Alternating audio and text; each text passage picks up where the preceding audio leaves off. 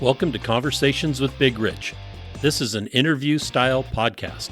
These interviewed are all involved in the off-road industry. Being involved, like all of my guests are, is a lifestyle, not just a job. I talk to past, present, and future legends, as well as business owners, employees, media, and land use warriors. Men and women who have found their way into this exciting and addictive lifestyle we call off-road. We discuss their personal history, struggles, successes, and reboots. We dive into what drives them to stay active in off-road. We all hope to shed some light on how to find a path into this world that we live and love and call off-road. This episode of Conversations with Big Rich is brought to you by the Off-Road Motorsports Hall of Fame. The mission of the Hall of Fame is to educate and inspire present and future generations of the off-road community by celebrating the achievements of those who came before. We invite you to help fulfill the mission of the Off-Road Motorsports Hall of Fame. Join, partner, or donate today. Legends live at ormhoff.org. On today's episode of Conversations with Big Rich is the legendary racer from a legendary family. A successful businessman who knows what it takes to win. With 5 overall Baja 1000 wins and an overhaul win at the Mint 400, all in the 80s. He wins at racing, business, and family. He is also a 2018 Off-Road Motorsports Hall of Fame inductee and the current chairman of the Off-Road Motorsports Hall of Fame Board of Directors, Mark McMillan. Well, Mark, it's great to have you sitting down as a guest on the podcast today and going over your life. Let's get started.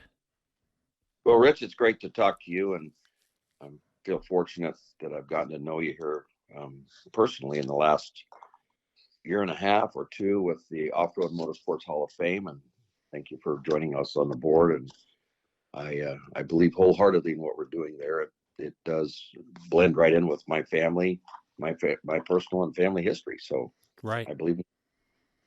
Well, and let's get into that. So to answer that, it has been an extremely exciting year for me working with you guys. I'm learning a lot myself, and I'm having a great time, and it's absolutely worthwhile to be involved. So I believe no matter how much time it takes, it's worthwhile. Well, it takes a lot of time, and there's an old saying that my dad used to use: if you want to get something done, give it to somebody who's busy. Exactly. Those are the people who get shit done. True. Very true. Your dad was a wise man, and we'll get into that. Yeah. So let's start at the very beginning. Where were you born and raised? I was born in Chula Vista, California, which is San Diego area, for those of people not local knowledge of that. Born and raised in San Diego. I'm 67 years old. I was born in August of 56, and I'm the oldest of 3 children. I was born to very fortunate to have the 2 parents that I had, and they very fortunate to have parents that stayed together for 50-something years too. Corky McMillan and my mom Bonnie with a V. Bonnie. And okay. They're both gone. My dad left in 2005. And my mom left about 7 or 8 years ago. So now I'm officially the adult. You're the family patriarch now. Well, me and my brother and my sister. Right. So, right. I got one brother, Scott McMillan, who a lot of people in off-road racing know. And then I have a sister, Lori, but I'm the oldest. So is Mark. I'm married to C. Ann, and I have 3 kids: Daniel, Luke, and Macy McMillan, M-A-C-Y, my daughter. And then my sister has 3 kids, and then my brother has 2 kids. Andy McMillan, who's achieved a very accomplished off-road racer, and then one daughter, Jessica McMillan, who's raced a little bit. 3 generations of racers, and I guess more coming too, it sounds like.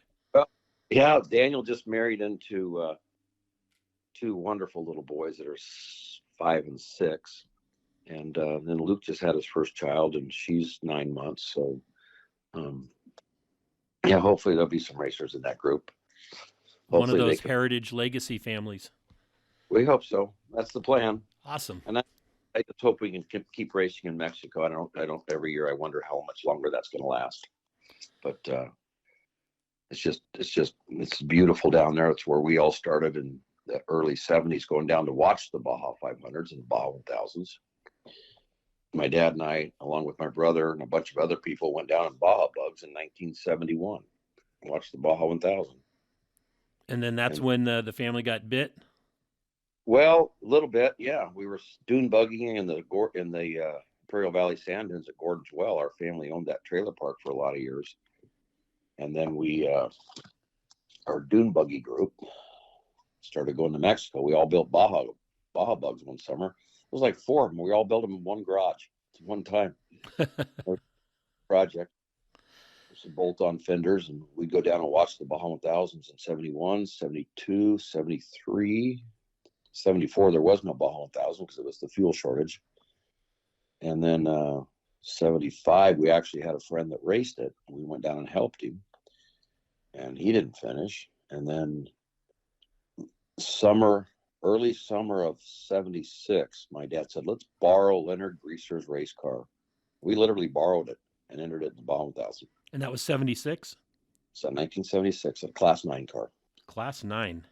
Well, you guys started with like one of the slowest possible classes. Yeah, well, you had to drive.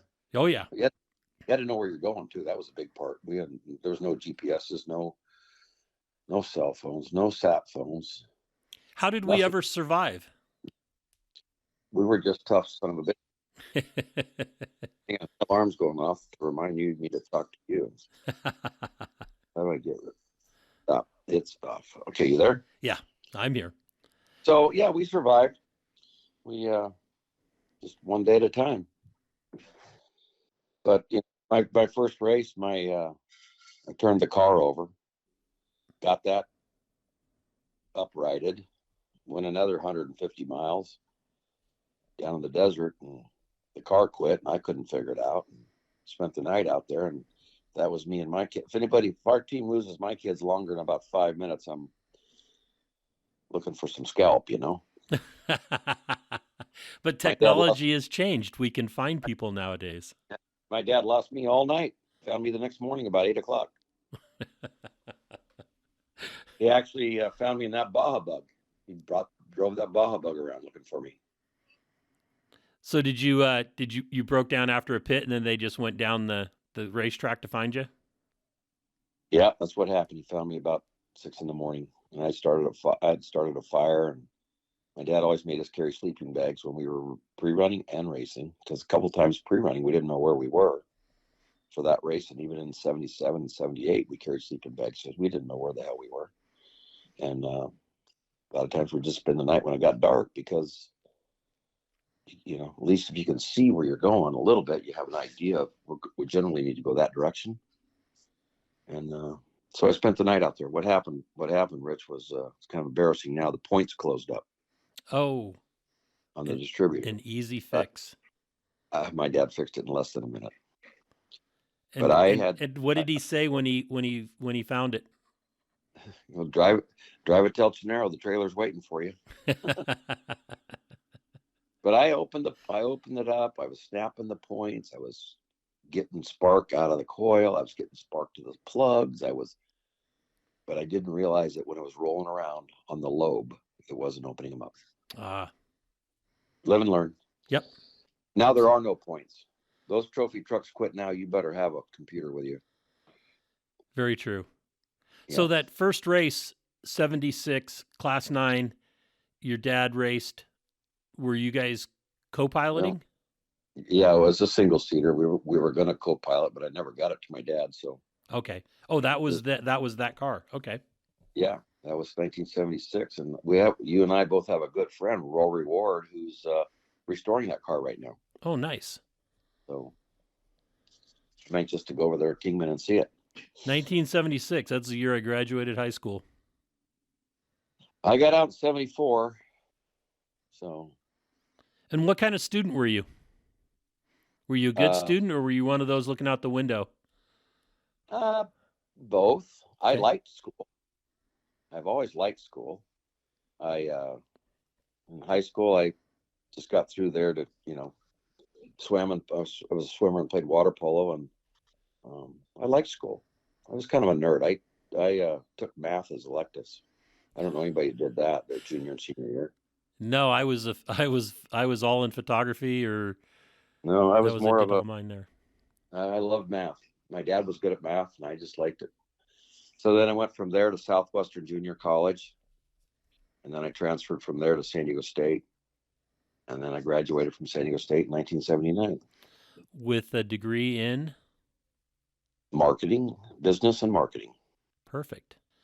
And about the time period that your dad was developing, was that was prior to developing houses and stuff? That was prior to you in college? Yeah, my dad started his own business in 1960, I guess, when I was 4 or 5. And before that, he was working with his father and his brother. They were just general contractors. They do remodeling or build somebody a custom house, or they didn't have any money to build a spec home, which, build it and then hope to sell it. But then my dad decided to start his own deal in 1960, and my mom was helping him. I remember the days when everybody knocked on our back door. Knock, knock, knock in the morning at 6 o'clock. My mom made him coffee. My dad told them where they were going, and my mom did payroll and built that to a company that we had 1,200 employees, 800 real estate agents, and building about 2,000 new homes a year in California and Texas. Wow. But we're not doing that anymore. We decided to get out of that. Understandable.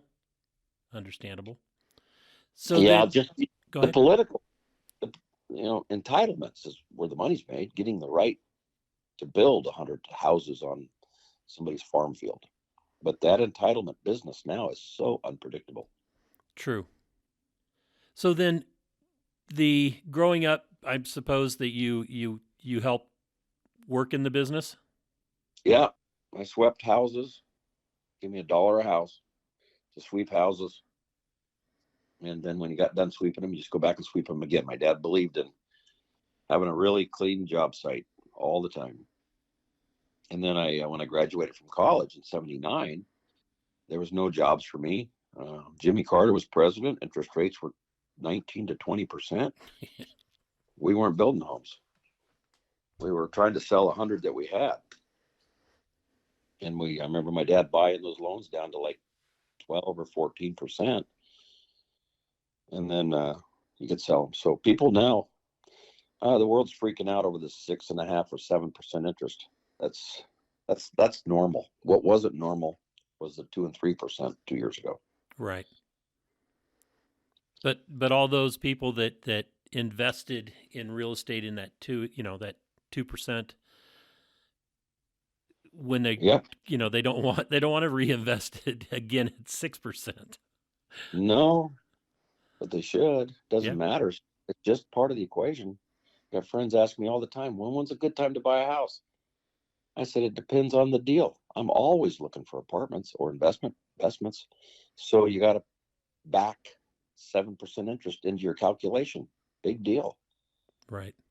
It's all part of it's all part of the formula. Yep. It's all that math. Not about the timing. It's about the deal. Right. Yeah. Makes sense. Yeah. We went through a period of buying houses that went into bankruptcy, typically bank ownership, and then to auction. Yeah. And we bought some houses and flipped them that way. That's good. That was a pretty good deal. My brother did that too. My brother flipped over like maybe 150 houses in like 2 years. Yeah, we did 3.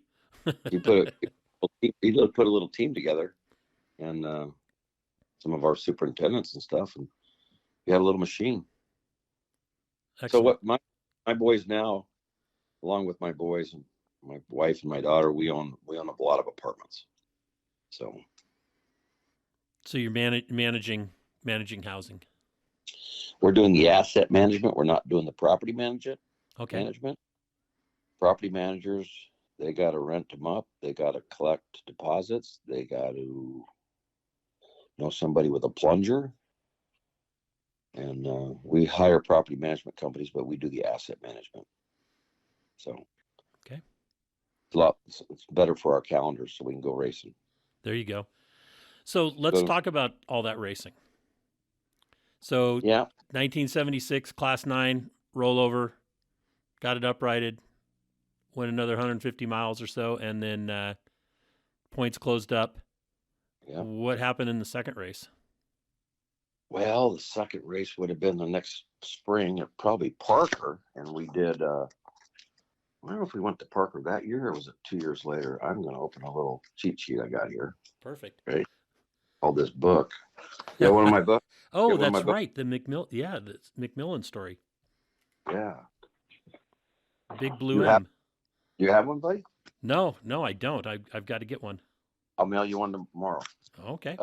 That's awesome. We went to Parker in February of 77, and we raced the Class 9. Well, we raced Class 9 cars for about 3 or 4 years. Our first unlimited car was in 1979. It was a Class 2 car.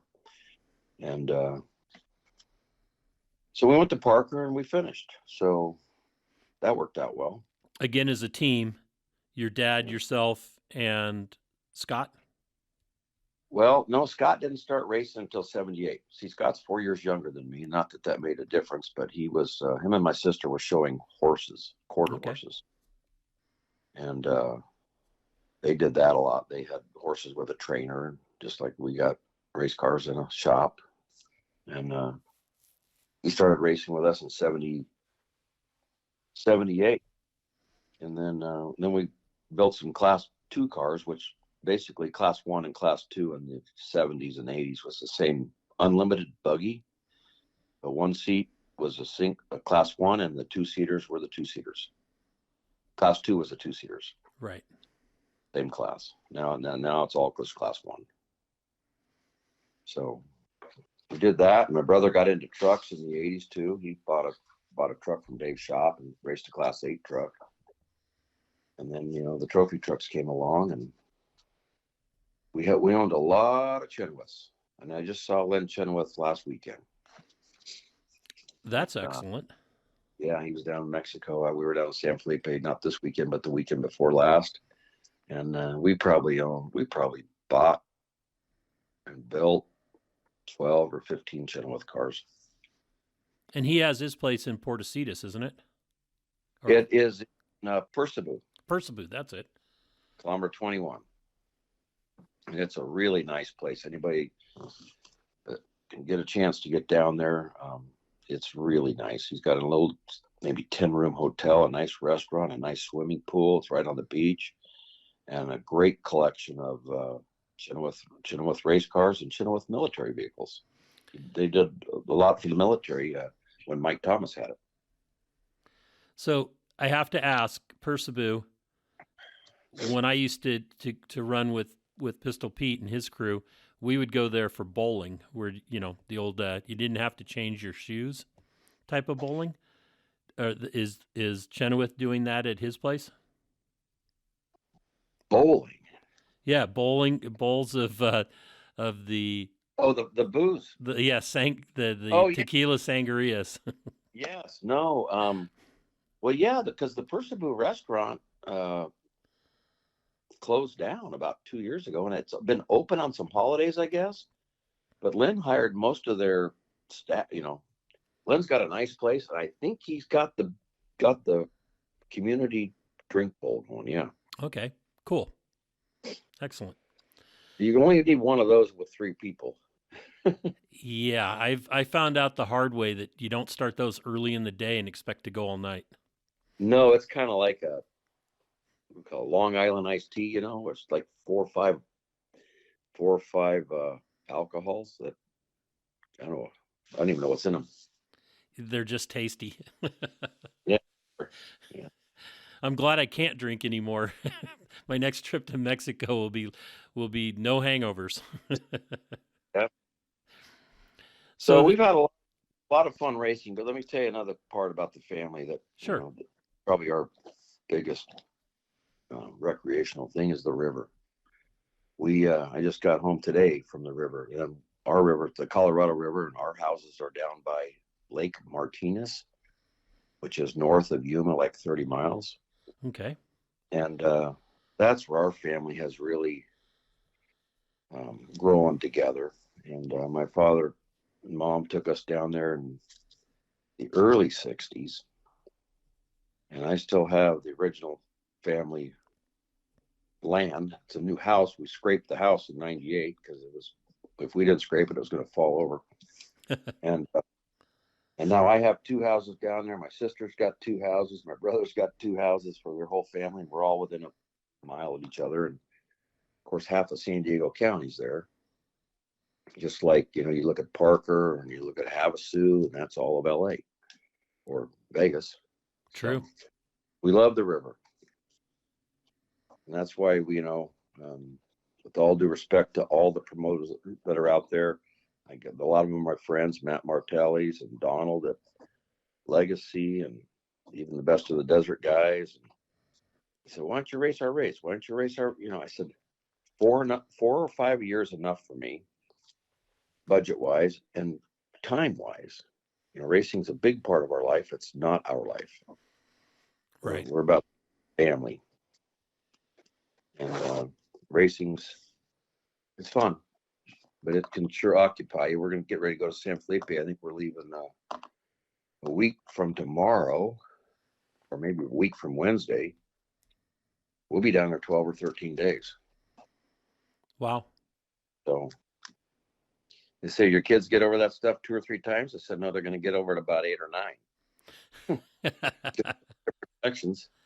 Well, there's nothing like knowing where you're going when you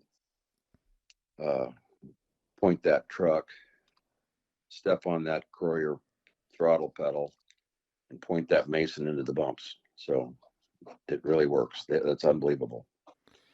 and knowing where you're going is very important. I mean, yeah, it is. Laying down not only that, that GPS line you want to follow, because you never know if, hopefully you're out in front and have clean air, but that's that's never a given. No, it's not. One flat tire somewhere in the first, San Felipe, you shouldn't have one anywhere, but one in the first 50 miles and you are really in trouble. Right. But we got BF Goodrich and they are really good. So I think they're the best. And Toyo for a long time had problems, but I think they got their tires sorted out. And I'm sure they've been dissecting the BFGs. Right. Figure out what makes them so good. Well, what made you guys so good, or yourself? Because you have quite the history of wins. Well, I was the first guy to win 5 Baja 1000 overalls, and the second guy to win 5 of those was Larry Ragland, and then the third guy was my nephew Andy, and now I think Rob Mack has 5 or 6, and then he got a couple of those with Luke, my younger son. And why we've been successful? Because we try hard at everything we do. We work hard at it. We don't just show up and race. And I think I taught my boys how to, like my dad taught us, learn how to drive and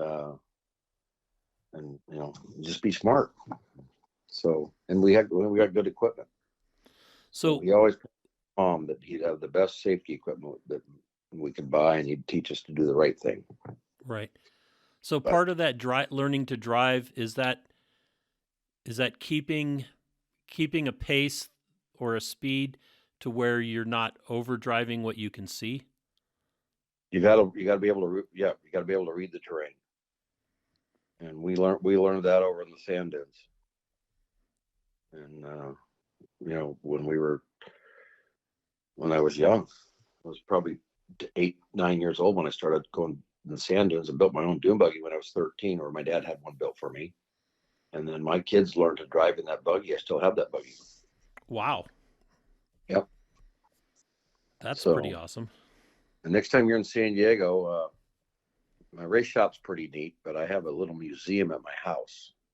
Got all my racing stuff in it.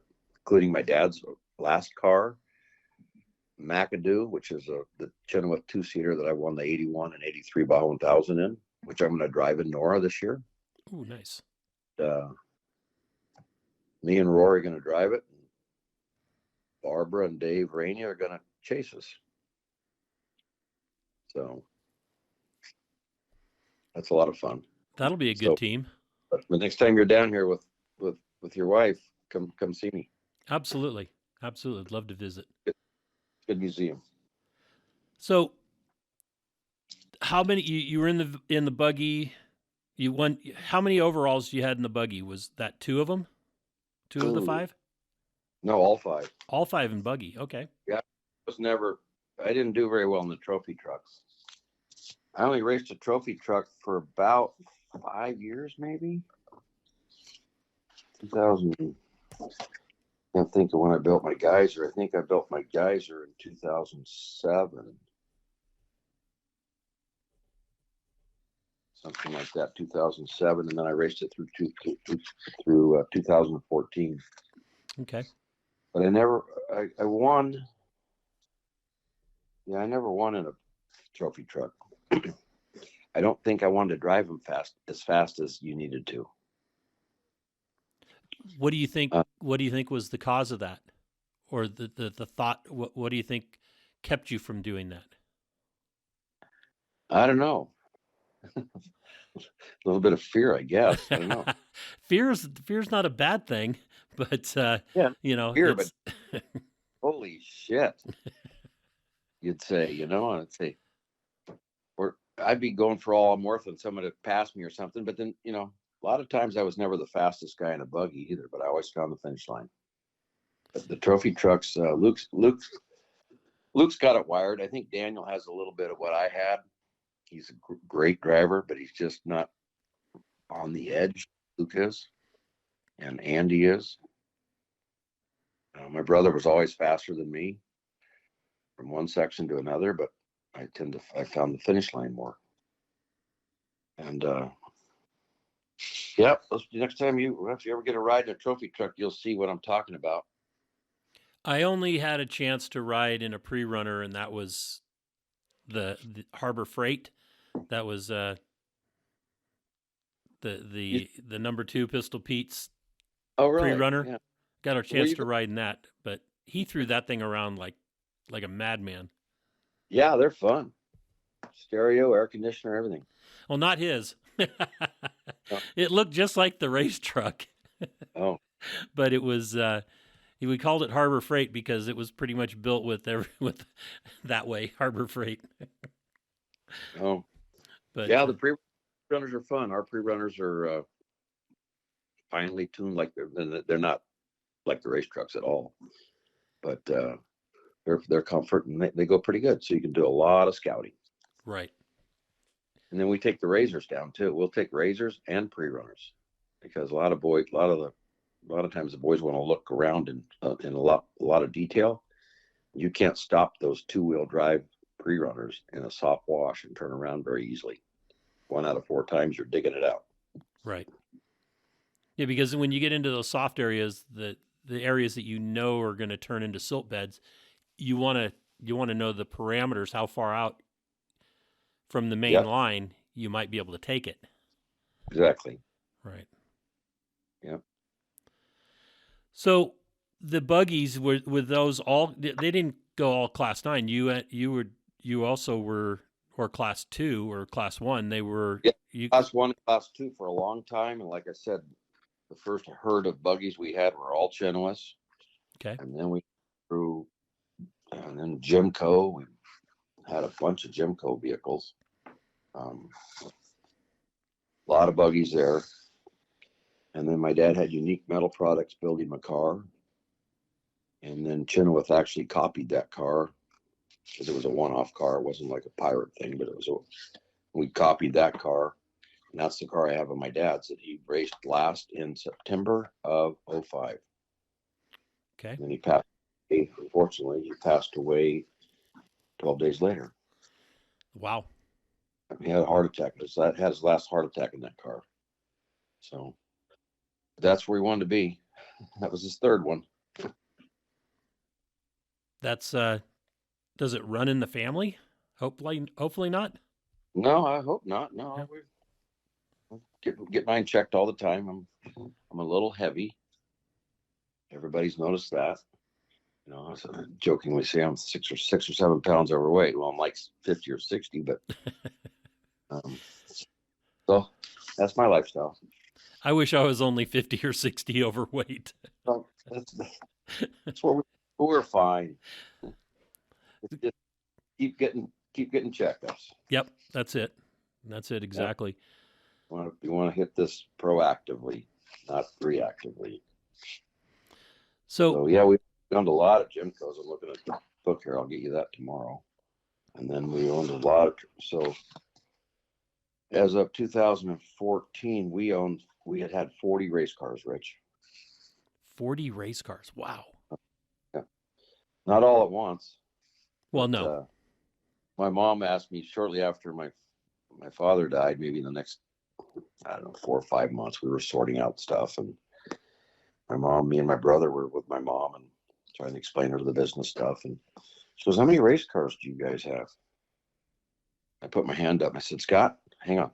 I said, "Mom, what's the purpose of the question?" I said, "We usually race 2. Just because we have 5 or 6 doesn't mean we're racing them all the time." Right. What was the guy from RPM he'd get like 11 entries? Matney? No, Justin Matney drove for him, but it was. So did Robbie. I can't remember the guy's name. Me either. He's in the coal mining back in South Carolina or North Carolina. Right. It was interesting. Shelley was helping with registration of the new ownership for SCORE with Roger and Elise. And oh, really?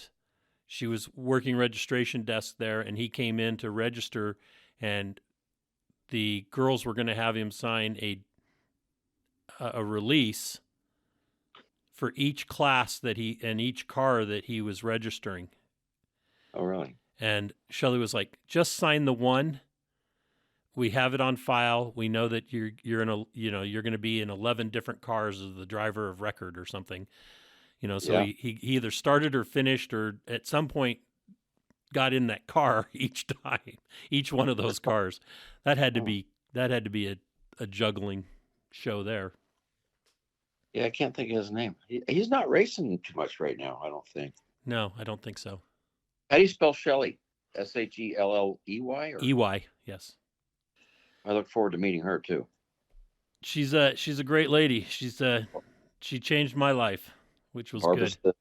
She's a lady of a lot of good traits, and well, she can do accounting, she can do this, she can figure out a little green light. Shelley does, marketing. She likes to learn. So she's always, if there's a project out there that catches her eye, she's going to learn all about it. Yep. And she's good that way. It really is. Yep. So let's get back into the racing. You get 5 overalls, all in the buggy class, and then you jump into the race truck. 5 overalls in 1,000, but I won some other races.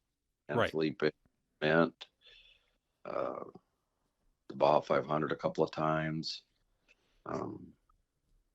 But the big, the granddaddy of all the races is the Baja 1000. So when I won that 5 out of 8 years in the 80s overall. 5 out of 8. Wow. I was smooth.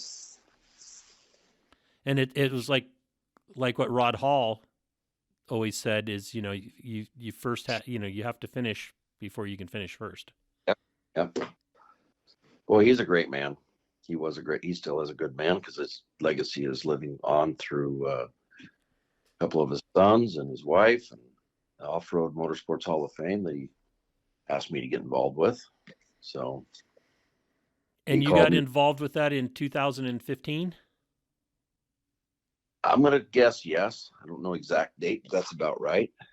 And I think I've been chairman of the board for, it's got to be 5 or 6 years. Okay.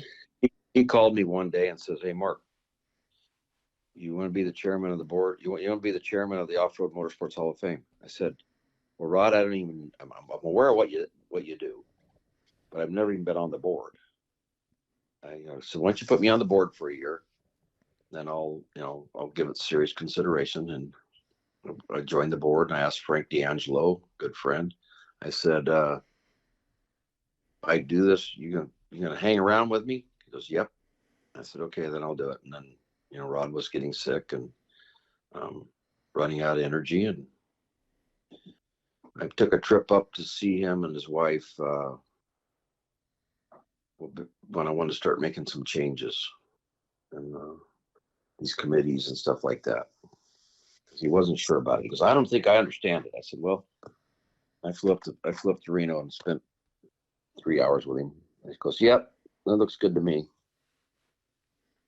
And I think we're doing good things. We need some more energy, some more high energy board members like you and others. And I'm going to try to add them. Excellent. I have some ideas for you. Yep, I'm aware of that. I saw your email, and I think Emily would be good too. I do too. And I didn't know you could go on that. What's her rally called? The Rebel. I thought it was all women. It is, but I staff it.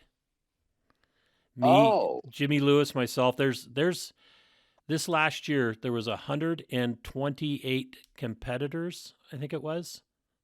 When you take, there was 62 cars, 124 competitors. So a driver, navigator, 62 teams, and the staff was 1-to-1. So we had like 126 or 130 staff members from photographers, mechanics, fueling, medical staff, course officials. Did you meet the lady that does the massages in Glamis? No, I did not. I did not meet the ladies that did that. No. She gives me massages about every 3 or 4 weeks, and I introduced her to Emily. Oh, excellent. Okay. Yeah, Emily's a little powerhouse. Yes, she is. And I think she'd be good on the board. The other one that I've been talking to that seems like he'd be interested, and I'd like you to talk to him, is Lonnie McCurry Jr. from Skyjacker Suspensions. Ronnie or Lonnie? Lonnie with an L. He is, his dad started it over 50 years ago, and so they're a heritage company at that. And it's 3 generations. Lonnie Jr. is the one I'm talking about. He's I'd say he's probably late 50s or thereabouts. Yeah, that's a big company, I think. Yeah. I hear about it, but I don't really know. Kurt LeDuc has done a lot of work with them and stuff. Yeah. Yeah. So that's good. So on the racing, what do you attribute to your personal success in the race car? Hard work and dedication to it. Once I take something on, I like to work hard on it, study about it, and that's pre-running. But it's not just pre-running. Now we sit and look at Google Earth for hours and hours because we have it, right? And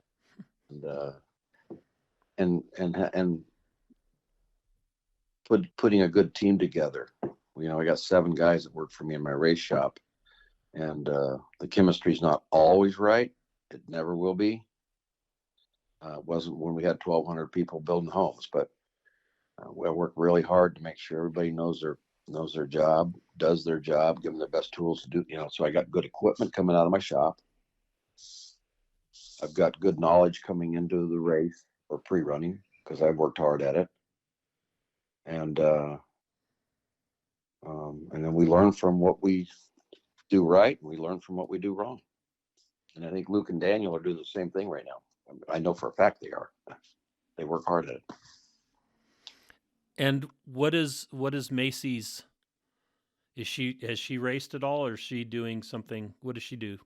My daughter, she's the middle child. She's Macy's 35 years old, 34, and she has cerebral palsy. So, Okay. but yes, so when you get this book tomorrow in a couple of days, she has ridden with me in one of my pre-run trucks, and we put her in the truck. We have to lift her in, and we put her feet in a foam block because she can't control her legs. Right. And she rides with me and loves it because I got 3 or 4 guys chasing me. She loves it, loves it, loves it, loves it. She Awesome. won't fly in an airplane, but she'll drive a race. She'll get in a race car with us. Wow. Okay. Yep, and her brothers take good care of her. Well, she's getting ready to have her 35th birthday. There you go. Perfect. Next couple of weeks. Yeah, but she's ridden with me. You'll see her in the book, but when you see her there, you'll know a little more about her. Excellent. Cool. And the what is your legacy, do you think? What are you leaving behind that people can look to? Good people.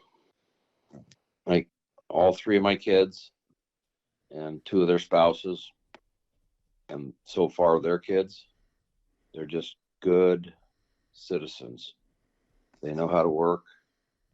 They know how to help people, but yet they know how to not let people take advantage of them. So I've taught them everything I can, and then you give them a leg up ahead. So you got to have a head start in this world a little bit, as tough as it is right now. But they've been given all the tools to be good citizens. Excellent. And they're great pickers of friends, and I think that says a lot about an individual. Absolutely. Yeah, Absolutely. they're great pickers of friends, and And that's not I know that you received an award from SCORE on this last season, at the season awards for SCORE. And correct. can you talk about that a little bit? Yeah, I was tipped off by Luke, who was tipped off by Jose G, that they wanted to give me Person of the Year. And I said, yeah, I'll go to the awards. I said, what's this all about? He goes, well, they think you went above and beyond to help a young man by the name of Cade Walker, who was the 7X in the Baja 1000. And we did everything we could that day, all night long. Got him eventually on my airplane at 4 a.m. in San Felipe, and he was out cold. But I think we helped save his life, as well as the Honda team and many other people. But I heard of that situation. I got a call from Scott Starr. Goes, Mark, you have a pit out at 680 or 860. I said, yes, I do. He goes, there's a biker down 2 miles from him. And because they saw his tracker wasn't working and all that sort of stuff. And then his pit was his guys were out there. His guys were actually out there helping, butting up next to my pit. They were using our Starlink to track the bike. Then they went back and found him. He was out cold. Their razor broke down, tried to get him out of there. So my buddy helped him with his Raptor, and then Honda sent a Raptor in. Then they transferred him into that Raptor, and then that Raptor got stuck. I mean, it was an ordeal. But we got him out to the pavement and got him in an ambulance. And 3 hours later, he got on the airplane and flew back to San Diego. And he was actually in my race shop 2 weeks ago. Came down to see me. That's awesome. And he's doing well. But it's a good story.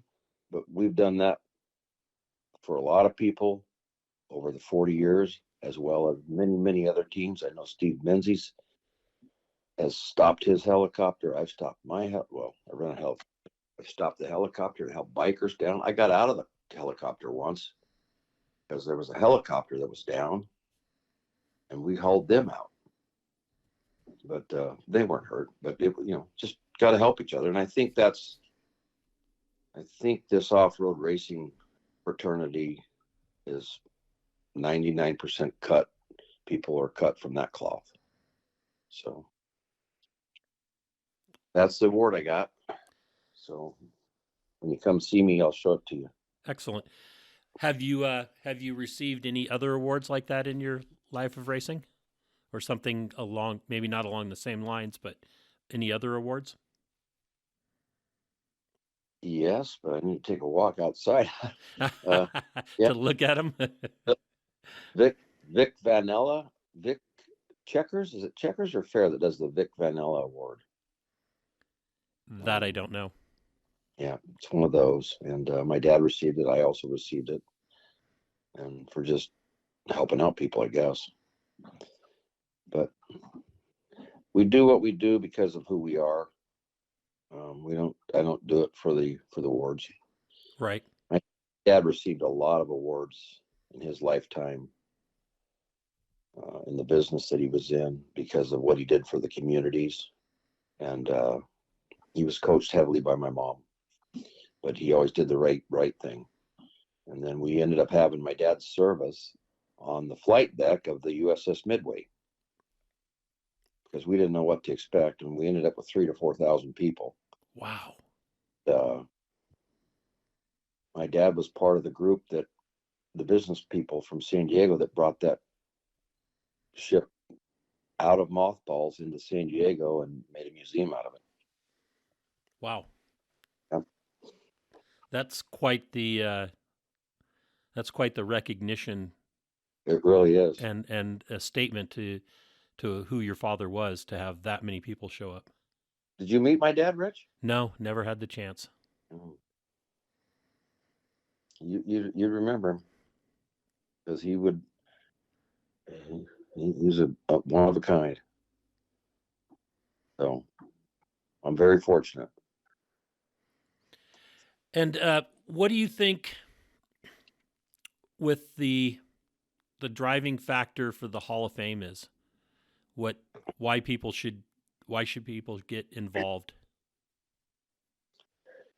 Well, I should be able to quote our mission statement, but I can't. But generally, we're trying to preserve all the history of off-road, the Off-Road Motorsports Hall of Fame, and that's not only some racers, some famous cars, but it's people who, the journalists like Judy Smith, and all the people that help keep